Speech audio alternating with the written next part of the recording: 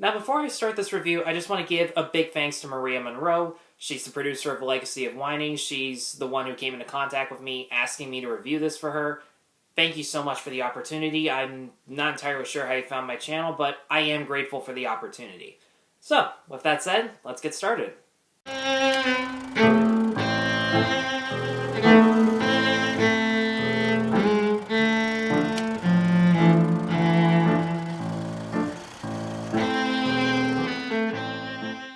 So in A Legacy of Whining, writer-director Ross Monroe stars as Mitch, a single, middle-aged man struggling to be an actor who reunites with his old high school friend Dunk, played by Robert David Duncan, 30 years after they've graduated.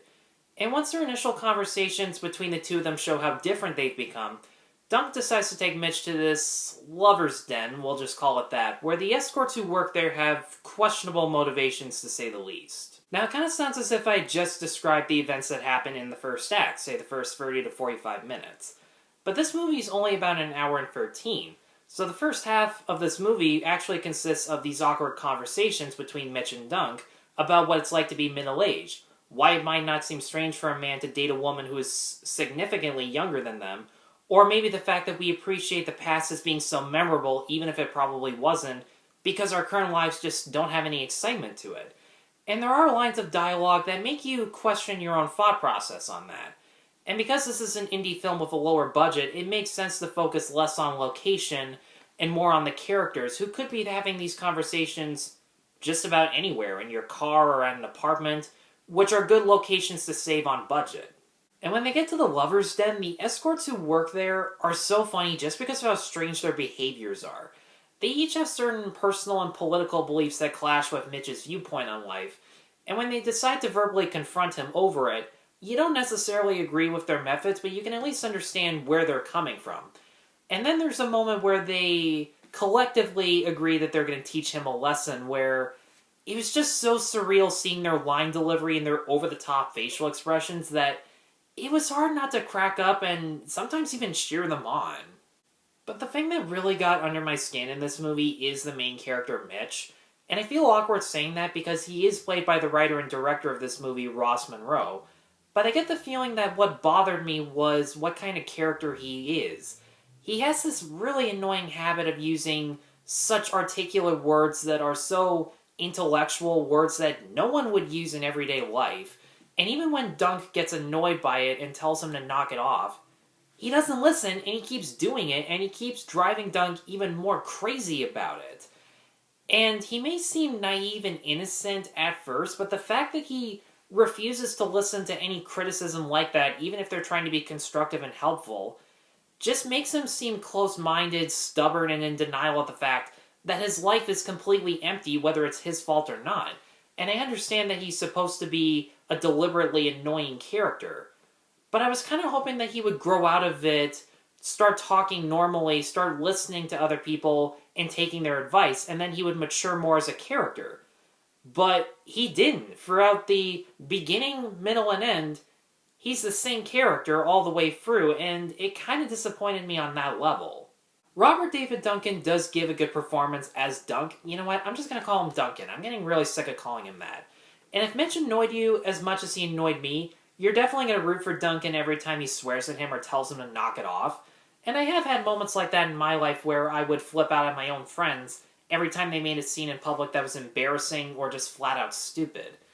The difference is, my friends had redeeming qualities like their passion for life that made me want to hang out with them either way. Here, I don't know what it is that makes Duncan still try to hang out with Mitch. They both look miserable. The two of them have nothing in common other than the fact that both their lives are not all that they want it to be, and they can't even connect with each other over that. So why does Duncan still try to hang out with Mitch and try to loosen him up? Now, I said earlier that as a director, Monroe knew when to use his budget limits to serve the story and the dialogue between the two main characters. But there are times where he tries to be stylistic in spots where it didn't need to be.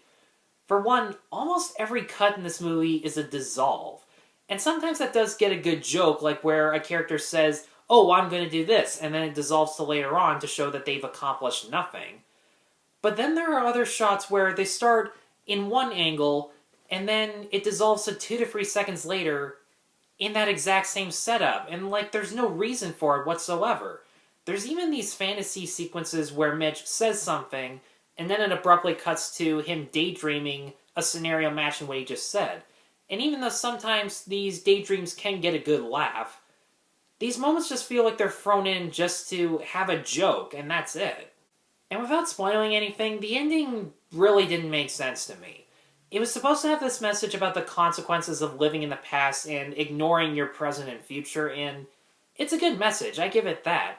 But without those themes, not only do these events have no explanation for how they happen, but there's nothing to connect these moments either. I really wanted to like A Legacy of Whining more than I did, and I will say this. In between yesterday when I watched this movie and as I'm filming this now, the themes behind it, the messages of what it means to live in the past and ignore the present, those themes have gotten stronger. It's just certain characters and scenarios are ones that I can't really relate to as a moviegoer. So for those reasons, I'm going to give A Legacy of Whining a 2.5 out of 5. Guys, thanks as always for watching, and thank you once again to Maria for giving me the opportunity to review this. I'm really sorry that these opinions aren't what you were expecting. I honestly was expecting a higher opinion myself, but thank you once again. I do hope you and your husband do have success in the future.